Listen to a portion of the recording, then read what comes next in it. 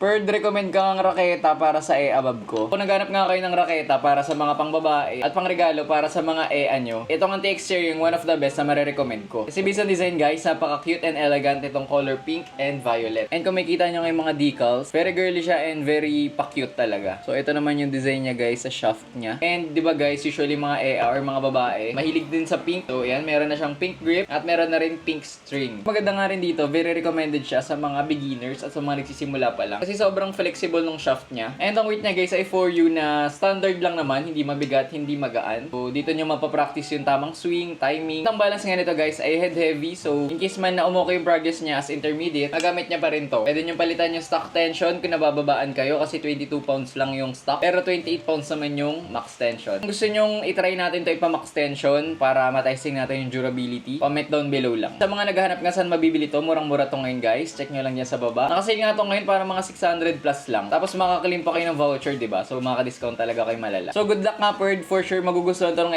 mo pag niregalo mo sa kanya. Balitaan mo ako sa comment ha.